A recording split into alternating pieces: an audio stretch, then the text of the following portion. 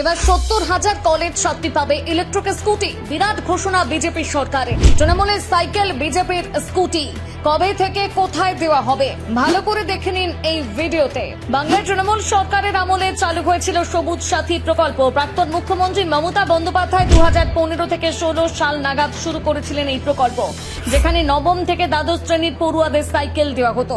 উদ্দেশ্য ছিল উচ্চশিক্ষায় তাদের উৎসাহিত করা আর যাতায়াতের সুবিধা করে দেওয়া। ঠিক তেমনই এক প্রকল্পের ঘোষণা করল বিজেপি সরকার। তবে এক ধাপ এগিয়ে গিয়ে স্কুল পড়ুয়াদের জন্য নয়, কলেজ ছাত্রীদের জন্য আসতে চলেছে এই নতুন প্রকল্প, যেখানে ৭০,০০০ কলেজ ছাত্রীকে দেওয়া হবে ইলেকট্রিক স্কুটি। এক একটা ইলেকট্রিক স্কুটির দাম পড়বে প্রায় ৫৫,০০০ টাকা। এই খাতে বিজেপি সরকার বরাদ্দ করেছে বিপুল পরিমাণ অর্থ, প্রায় ৪০০ কোটি টাকা। শোনা যাচ্ছে মাত্র ৬ মাসের মধ্যে শুরু হয়ে যাবে স্কুটি বিতরণ। ইতিমধ্যে শিক্ষা দপ্তর থেকে ইউনিভার্সিটি ও উচ্চশিক্ষা প্রতিষ্ঠানগুলোর কাছে স্নাতক ও স্নাতকোত্তরের ফাইনাল ইয়ার পাশ করা ছাত্রীদের তালিকা চেয়ে পাঠানো হয়েছে। ফলে আশা করা যাচ্ছে আগামী ৬ মাসের মধ্যে ছাত্রীদের হাতে চলে আসবে স্কুটি। সরকারের এই উদ্যোগ ইতিমধ্যে প্রশংসা কুড়াতে শুরু করেছে। বহু ছাত্রীর সুবিধা হবে স্কুটি পেলে। মূলত সরকার চাইছে যাতে ছাত্রীরা পড়াশোনায় বেশি মনোযোগ দিতে পারে আর যাতায়াতের কষ্ট দূর হয়। বহু ছাত্রী অনেক দূর দূর থেকে পড়াশোনা করতে কলেজ, ইউনিভার্সিটিতে আসে। পাবলিক ট্রান্সপোর্ট ব্যবহার করে আসতে গেলে অনেকটা সময় এর অপচয় যেমন হয়, পাশাপাশি নিরাপত্তার প্রশ্নটা ওঠে।